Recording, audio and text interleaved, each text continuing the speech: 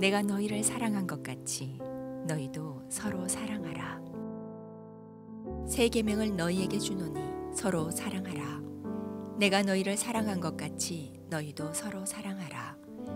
너희가 서로 사랑하면 이로써 모든 사람이 너희가 내 제자인 줄 알리라. 나는 그 무엇보다도 제자들이 사랑의 공동체가 되기를 원한다. 사랑이라는 말을 율법이나 계명에서 너무나 많이 들어왔기 때문에 사람들은 사랑을 잘 알고 있다고 생각한다. 그러나 실제로는 그렇지 않다. 사람의 전통이나 관습으로는 알고 가르침을 배워왔겠지만 사랑을 만드시고 완성하시는 우리 아버지 하나님께서 원하시는 사랑과는 도무지 거리가 멀다. 내가 이 땅에 태어나서 지금까지 하나님의 나라를 전하고 가르쳐온 모든 말들을 한 단어로 말하자면 그것은 바로 사랑이다. 내가 제자들에게 마지막으로 주고 싶은 말 역시 사랑이다. 제자들에게 새 계명을 주고 싶다고 말했을 때 그들은 커다란 기대감으로 긴장하고 있는 듯 보였다. 얘들아, 너희들에게 새 계명을 주고 싶다. 주님, 그것이 무엇입니까? 속히 알려주십시오. 너희가 서로 사랑하라는 것이다. 선생님, 그것은 우리가 익히 알고 있는 계명인데요. 우리의 전통과 율법에도 나와 있지 않습니까? 그러나 나는 너희에게 새로운 의미와 행위로서의 사랑을 말하고 싶다. 그것은 다름 아닌 내가 너희를 사랑한 것 같이 서로 사랑하라는 것이다. 제사장들과 율법학자들은 이웃을 사랑하고 원수를 미워하라고 가르쳤다. 그들은 우리 조상들의 율법과 가르침에 충실했다. 이외의 가르침을 받아들이려 하지 않았다. 그들이 나와 사사건건 부딪힐 수밖에 없는 이유 중 하나는 바로 이 사랑에 대한 커다란 차이였다. 그러나 내가 그들을 지속적으로 비난해 왔던 것은 단지 사랑에 대한 이해와 관점의 차이뿐만이 아니었다. 그들은 전통과 율법이 가르쳐온 사랑을 도무지 자기들도 지키려 하지 않았다는 데 있다.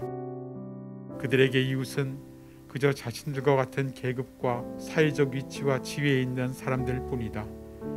그 외의 사람들은 적이거나 무관심이나 착취의 대상이었다. 자기들이 세운 전통과 율법의 기준을 가지고 내가 가난하고 병들고 소외된 이들과 함께 집에 들어가 식사를 하고 머물 때마다 맹렬하게 비판했다. 내가 죄인들과 세리의 집에 들어가 함께 교제한다는 것이었다. 그들은 사랑의 대상이 아니라 저주와 배척을 당해야만 하는 무리들이었다.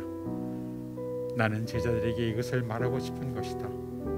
내가 주는 사랑의 계명은 인간의 전통과 율법과 같은 단어를 말하고 있지만 의미는 전혀 다르다. 그런 의미에서 새로운 계명이라고 해도 무방할 것이다. 지난 3년 동안에 보여준 나의 사랑을 그들도 담고 배우고 행하라는 것이다. 그들이 깨닫지 못하고 실수를 저지를 때에도 믿음이 없는 자와 같은 모습과 말을 할 때도 아무리 말해도 깨닫지 못해도 나는 그들을 사랑했다.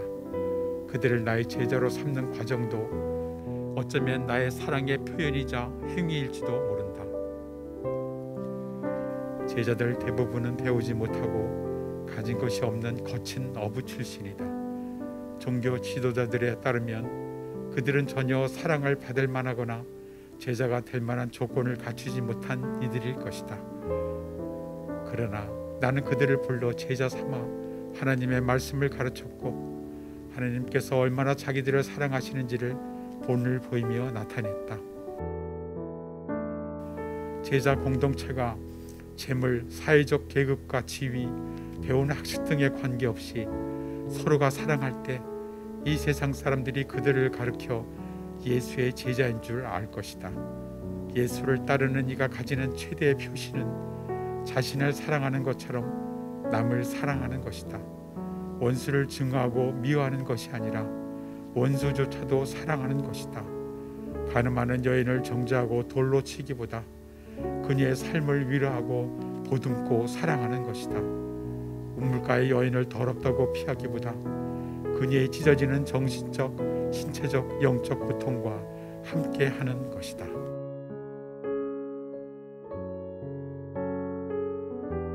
예수님의 고난에 참여하기. 오늘 묵상 중에 떠오른 것은 무엇입니까? 죄의 고백과 회개, 그리고 감사의 기도를 드리십시오. 예수님의 고난에 참여하기 위해 오늘 구체적으로 실천할 것을 결정하십시오.